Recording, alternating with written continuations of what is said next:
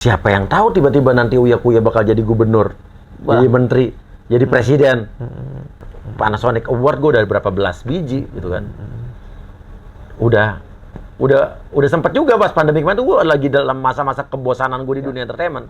Gue tinggalkan kan TV. Udah saatnya saya berbuat sesuatu untuk negara ini. Bermanfaat. Nah, walaupun harus meninggalkan zona nyaman saya. Pelajaran yang saya ambil dari kehidupan saya adalah saya berani keluar dari zona nyaman.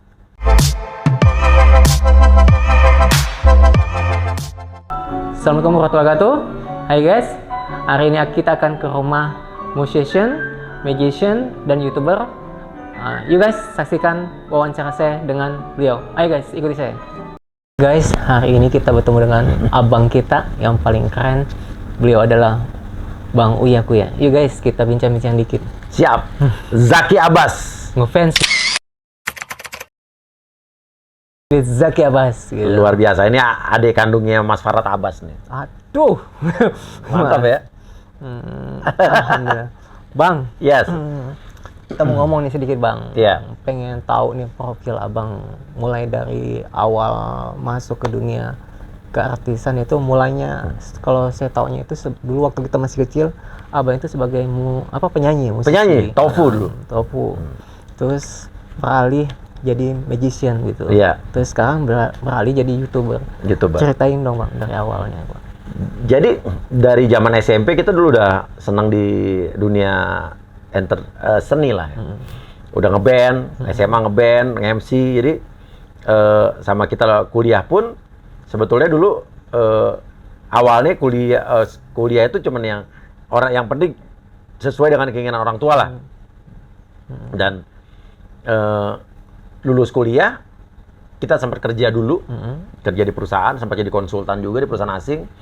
Tapi setelah itu saya merasakan kok kerja di kantoran tuh bukan jiwa kita gitu ya. Sampai akhirnya sambil ngantor, setiap pulang kantor kita dulu workshop sama anak-anak Tofu tuh saya bikin Tofu dulu sama Flama Anton.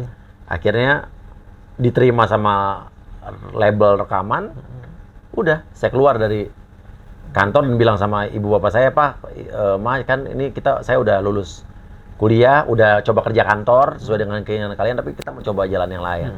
Mereka pasti nggak setuju. Cuman, tapi kita jalanin selama itu sungguh-sungguh dan kita yakin, dan kita bisa membuktikan bahwa keyakinan orang tua bahwa di dunia entertainment itu tidak menghasilkan, itu salah. Karena kita ngelakuin dengan sungguh-sungguh, dan kita udah mengorbankan hal yang besar di depan mata. Udah sarjana, dapat kerjaan di perusahaan Jepang, kita korbankan untuk sesuatu yang belum pasti, tapi asal kita yakin dan hasilnya sekarang seperti ini gitu. Terus kalau pada saat berapa lama sih itu bang di dunia musisi? Dulu Tofu itu dari tahun 99, pas tahun 2003 saya nikah, saya keluar. Ada 10 tahun, nggak sampai, cuma 4 tahun. Dan itu pun saya mengorbankan suatu hal yang udah besar juga. Tofu udah di atas angin, udah pada posisi puncak. Tapi saya sadar bahwa setelah saya menikah, saya nggak mungkin tur-tur lagi, ninggalin keluarga ke luar kota kan. Dan saya lagi-lagi mengorbankan suatu hal yang sudah enak, keluar dari zona nyaman saya. Waktu mau nikah, keluar dari grup, hilang pekerjaan, suatu hal yang kayaknya nekat kan. Ya. Tapi saya bisa buktikan setelah nikah, rezeki nggak kemana, saya jadi host. Jadi presenter yang banyak kerjaannya dan sampai sekarang. Dan ibaratnya pelajaran yang saya ambil dari kehidupan saya adalah saya berani keluar dari zona nyaman. Mengorbankan suatu hal yang udah gede, saya korbankan, tapi kita mulai lagi sesuatu yang baru. Karena hidup itu kalau begitu-gitu terus kita diperbudak oleh uang, oleh kesuksesan terus, sebetulnya boring juga, bosan gitu kan. Pada saat mencari jati diri itu bang, sampai jadi musisi magic itu apa? Magician. Nah, itu gua harus kayak gini nih. Itu apa sih yang membuat abang yakin bahwa saya harus pindah ke zona aman yang lain? Waktu itu kan saya keluar dari Tofu. Ibaratnya Tofu udah di atas angin, udah di puncak kesuksesan. Saya keluar harus mulai dari nol lagi. Dulu kita cuma punya kemampuan nge-MC. Tapi MC itu kan banyak. Tapi MC yang bagaimana yang supaya laku? Ya udah. Saya dulu ngeliat Deddy Corbuzier sulap bengkokin sendok. Tapi nanya-nanya sulap nggak ada yang ngajarin. Pada sombong-sombong dulu sulap. Akhirnya saya dapat ilmunya baru justru di toko sulap kecil di Singapura. Diajarin gratis. Dari situlah saya mulai sulap. Jadi nge-MC bonusnya sulap, nge-MC bonus sulap. Akhirnya berubah nih. Tadi sulap cuma bonus 10%, gara-gara sulap saya dulu aliran juga komedi, comedian magic gitu ya, komedi magic. Akhirnya jadi berbalik tuh. Nge-MC-nya cuma 20%, sulapnya 80%. Habis itu beralih ke hipnotis. Jadi kayak gitu tuh. Jadi kita selalu mengeksplor sesuatu yang baru dan yang saya jalanin itu adalah hal-hal yang saya tidak ngekor orang sebetulnya. Kayak dulu saya sulap, tapi kan saya nggak ngekor gayanya Demian sama Deddy Corbuzier, serius, nggak cocok juga. Dan nggak bisa juga saya nyanyiin mereka kan. Ya. Kalau jadi follower mereka, udah pasti mereka lebih dari saya. Suatu hal yang ibaratnya kita sesuatu yang baru, yang unik, akhirnya jadi kan. Terus kenapa ninggalin dunia sulap? Atau hipnotis atau apa? Udah apa ya? Dunia sulap saya udah mentok juga. Kan gini, banyak orang-orang yang takut meninggalkan zona nyamannya karena udah di puncak kesuksesannya. Ya. Terus tapi dia nggak berani keluar dari situ gitu kan. Tapi hidupnya kan membosankan. Jadi gue berpikir untuk udah mentok, udah mau ngapain lagi? Cari lagi yang baru. Semua ilmu udah dikuasai lah ya di dunia sulap. Iyalah, udah. Itu hipnotis beneran itu, Bang? Iyalah. Gue udah nggak usah coba di saya, Bang. Iya. Gitu. Kadang saya lihat, terus yang penerus abang siapa, Bang, sekarang? Banyak kok sekarang pesulap-pesulap yang muda-muda yang keren-keren banyak. Gitu. Maksudnya di keluarga, anak-anak diarahkan kemana? Cinta kan sulap waktu itu, tapi ini juga udah gede, udah males juga sulap. Udah kita nggak usah maksain. Terus dia jadi penyanyi. Terus sekarang dia kuliah di luar negeri di Amerika.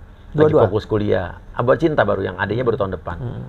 Ya udah, terus saya juga membiarkan anak saya mereka mau menjalankan hidupnya dengan cara mereka sendiri gitu. Jadi kita tidak memaksakan mereka juga harus jadi seperti gua, harus gimana. Udah gitu. Sekarang adanya lagi mulai seneng nyanyi, bikin lagu. Ya udah, saya dukung, saya support.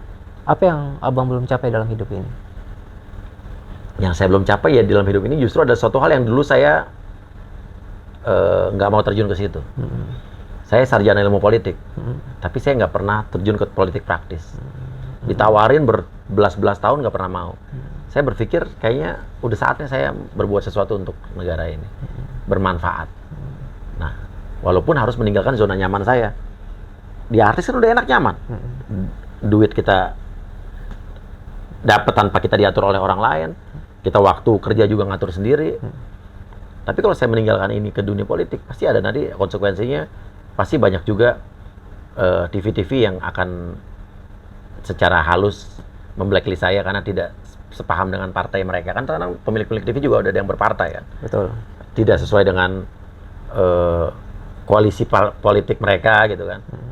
Tapi saya harus, kalau saya mau terjun ke situ harus siap kehilangan kenikmatan saya di dunia entertainment. Cuman ya, saya balik lagi, saya udah bertahun-tahun, berbelas-belas tahun, berpuluh-puluh tahun menjalani hidup saya dengan berganti-ganti profesi, meninggalkan zona nyaman saya, dan saya berhasil. Ya mungkin, kayaknya udah saatnya saya udah usia 40-an ini kayaknya berbuat sesuatu untuk bangsa ini, harus bermanfaat. Masih muda, Bang. Iya, maksudnya udah di dunia entertainment gue udah puncaknya lah kali ya.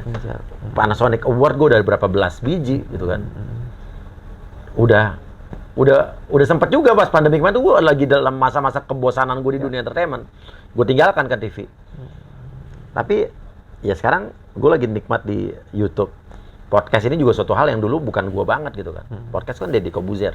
Betul. Tapi gue dulu bilang ngapain, udah gue nggak cocok. Tapi gue coba dan berhasil, walaupun jauh ya kalau kita bandingin Deddy itu udah top banget. Gue masih ece-ece, tapi menurut ukuran gue mengukur diri gue berbadi, podcast gue ini udah bermanfaat buat orang lain. Sukses dalam kacamata gue. Kalau di kacamata orang di luar ngelihat gue, masih jauh daripada Deddy Corbuzier. Tapi untuk kacamata gue pribadi, gue mengukur kesuksesan gue udah sangat sukses untuk kacamata gue. Terus dukungan keluarga kayak gimana sih, Bang? Keluarga dukung lah. Istri gue mah ikut-ikut aja. Jadi udah siap ya untuk jadi wakil rakyat 2 tahun lagi ya? Ya, we'll see lah. Bang, kalau mulai berita-berita abang di YouTube itu kontennya banyak yang kegiatan viral tuh. Ya. Kalau misalnya kenapa nggak yang diubah misalnya yang biasa-biasa lebih inspiratif dan sebagainya? Ini podcast gue inspiratif sekarang. Iya. Dan tapi saat kita sekarang inspiratif, mulai banyak tekanan-tekanan dan intimidasi dari orang-orang yang mulai tidak suka dengan hal-hal yang inspiratif ini gitu ya. Banyak orang-orang yang merasa terancam gitu ya. Cuman itu lagi ini balik lagi dengan tadi gue bilang, sanggup gak kita meninggalkan zona nyaman kita, walaupun akhirnya lebih ribet dan lebih susah kita ngejalanin ini. Cuman kalau kita ngejalanin dengan sungguh-sungguh pasti akan jadi sesuatu. Pesannya buat generasi muda sekarang, apa sih yang abang akan sampaikan? Jangan mudah putus asa, jangan mudah menyerah. Karena gini, keberuntungan berbeda bagi setiap orang. Ada orang yang untuk menuju sukses itu melalui beberapa kali gagal dulu. Ya. Tapi sekarang banyak orang-orang anak muda yang cepat frustasi. Udah gue nggak bisa lah, gue gagal. Belum tentu. Karena kan beberapa kali gagal itu orang akan belajar. Jadi jangan mudah menyerah. Tapi kita juga harus punya target. Kalau kita udah gagal dalam bertahun-tahun, berapa tahun gagal terus, ya mungkin kita harus mengubah jalan hidup kita. Mungkin kita nggak cocok di situ, harus ada target juga. Nggak boleh kita pantang menyerah, tapi nggak ada batasannya, harus ada limitnya juga. Betul. Nah, satu lagi, juga kalau kita mau sukses, kita jangan takut untuk meninggalkan zona nyaman kita. Karena orang-orang sukses itu rata-rata adalah orang-orang yang berani meninggalkan zona nyaman di puncak dia. Bahwa kesuksesan itu akan ada lebih lagi. Tapi kita pertanyaannya, sanggup nggak kita meninggalkan zona nyaman itu? Kalau gue sanggup. Oke. Nah, selama ini kan yang abang cita-citakan semua keluar dari zona aman udah abang lewatin satu-satu. Mulai dari musisi, magician, terus sekarang YouTuber. Setelah itu nanti ke depan ada agenda untuk menjadi wakil rakyat ya, caleg dan sebagainya. Apakah setelah nanti mendapatkan itu jadi caleg dan apa yang akan abang lakukan setelah itu? Misalnya, saya pengen keluar dari ini, nanti saya gini ke depannya. Siapa yang tahu tiba-tiba nanti Uya-Kuya bakal jadi gubernur, jadi menteri, jadi presiden. Sekarang mungkin bilang, nggak mungkin. Nggak mungkin tuh hanya keluar dari mulut-mulut orang yang pesimis. Optimis dong. Nggak ada kata nggak mungkin. Oke deh bang. Iya. Keren. Guys, usai sudah perbincangan kita dengan Bang Uya-Kuya. Semoga ada manfaatnya. Amin. See you di next episode. Bye guys. Wassalam. Wassalam. Thank you bang. Thank you so much. Sukses.